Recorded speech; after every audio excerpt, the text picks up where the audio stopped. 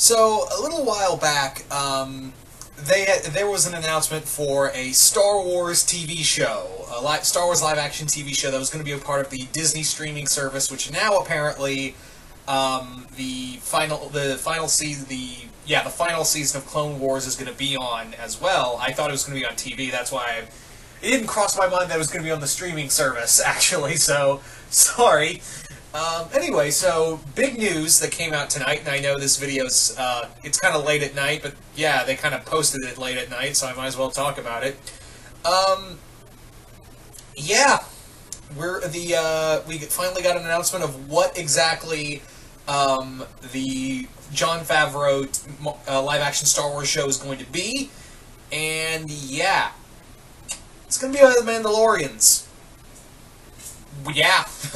So, we did know prior that this was going to take 7 years after Return of the Jedi. What we didn't know up until now was what this was going to be. So 7 years on Mandalore, post-Return of the Jedi. Wow, that's an interesting time period. That is an interesting time period and a place.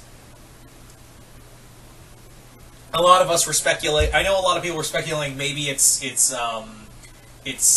Luke's time with the with his Jedi with his Jedi apprentices and leading to Kylo, to Ben becoming Kylo Ren. But no, this is interesting. I like this idea. I really do, of the Mandalore post Return of the Jedi. That's an interesting place and an interesting time period, because I am curious of where the Empire, where Mandalore stands post Empire, now that they've, because we don't know, is the Imperial Remnant, is there Mandalorians who still are a part of the Imperial Remnant, or have they fled to join the First Order? Are there, what are the other clans doing now? Is Bo-Katan the leader of the people? That's going to be leader of the Mandalorian people now. Because remember, Bo-Katan became the leader of a vast majority of the clans who were at war with the Empire and the clans who were part of the Empire. So that's that's kind of the big thing. I'm pretty sure Bo-Katan is going to be a big part of this. That's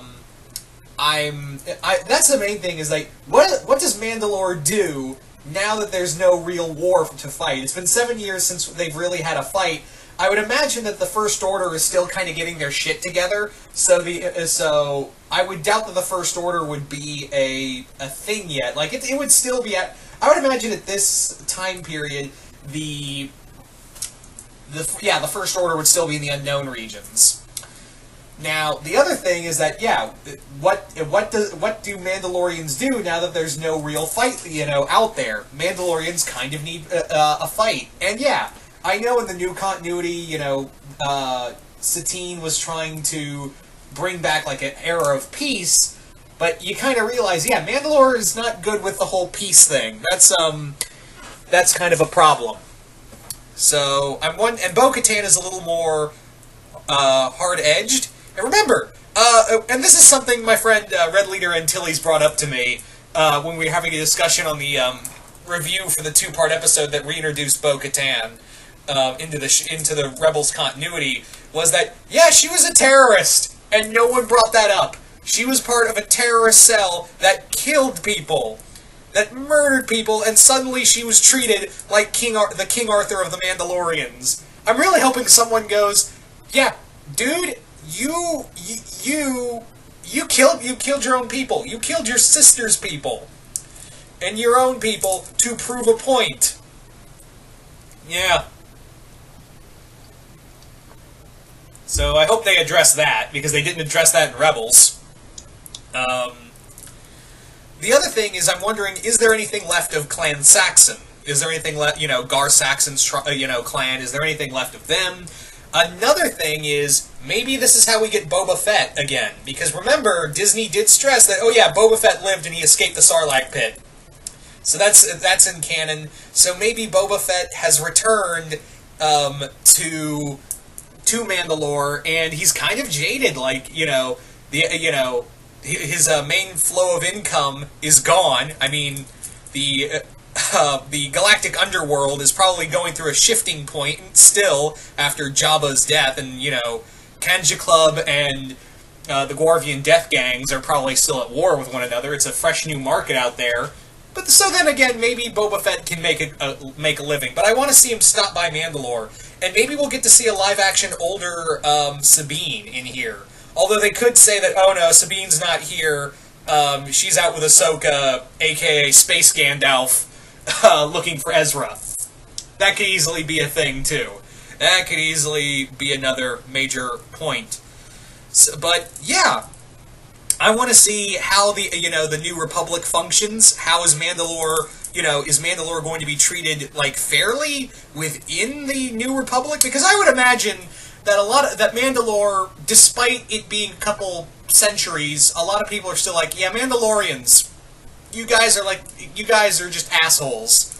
So I'm wondering if if we're going to see a lot of politics from the New Republic and how that reflects. Because remember, it did become a two-party system, and one party was in favor of the First Order.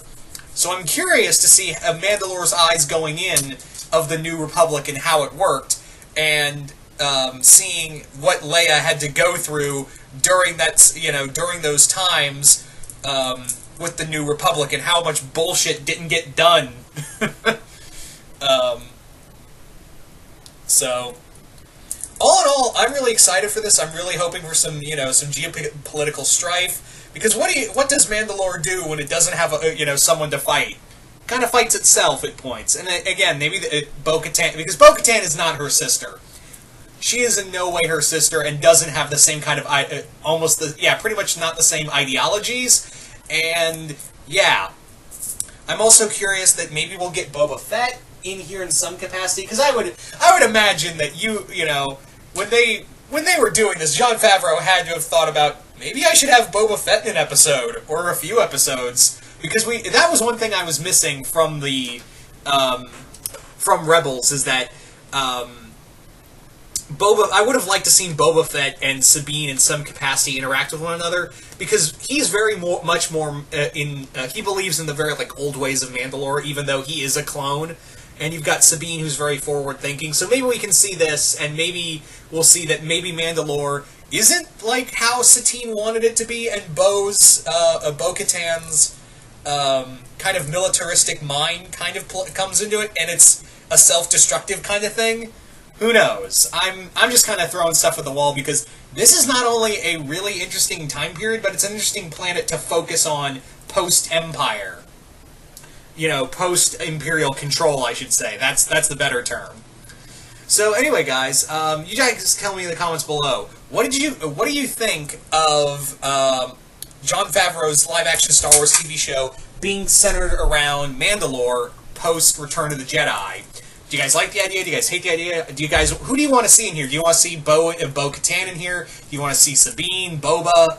Any other characters? Just comment below, let me know. And once again, hope you all enjoyed this, and I will see you guys later.